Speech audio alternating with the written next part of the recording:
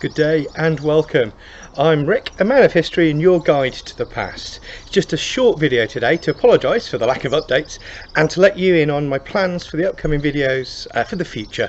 So today's video is just going to be a bit different in terms of format and content to my others.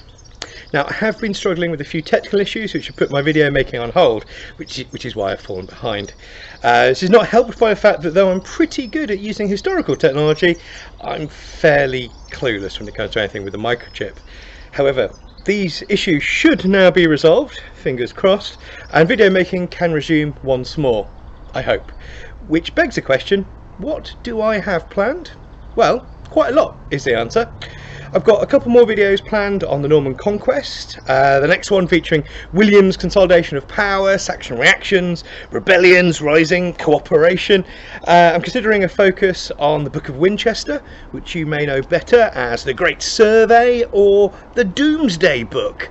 The sequence should come to an end after 2, 3, 4 or 5 more videos, who knows, I get enthusiastic at times, with William the Conqueror's death and his dramatic funeral, just as exciting as his coronation.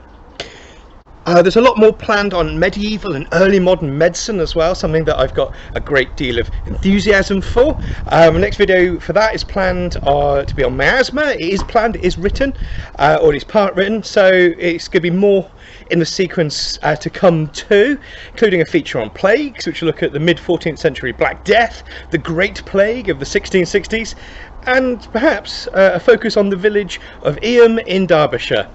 My academic area speciality though is the War of the Three Kingdoms, the British Civil Wars, the English Civil Wars, and I have a lot to cover there. The next video in that sequence will be about how to tell friend from foe. If Roundheads and Cavaliers look alike, how can you work out who is on your side on the battlefield? I'm trying to get a couple of pieces of clothing and a colour, a flag for that, so it may be a little bit delayed. If anyone has a spare red coat suitable for the new modelled army, or a coat of hodden grey and blue bonnet in the Covenanter style, or an old regimental colour lying around, please do let me know. I really do want to cover some more interesting folks, real or legendary, or both, in a similar manner to I did for St George. There are obviously some great examples in the three sequences that I've just talked about, be it William the Conqueror, Galen, Hippocrates, Prince Rupert, or the rather fabulous Elizabeth Lady Monson. And if you haven't heard of her, please do look her up, or ask me in the comments, and I'll be very happy to say more about her. My only concern is that I want to avoid doing great man history. I don't think it's very interesting. I don't think it adds a huge amount to the great body of work that's already out there. So if you have any thoughts about how I can do a focus on great people without falling down the rabbit hole of great man history, please do let me know.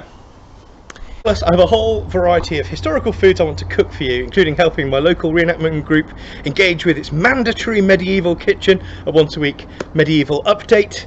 I'm looking to making some Andalusian lentil stew from Fadlat al-Jiwan's recipe book.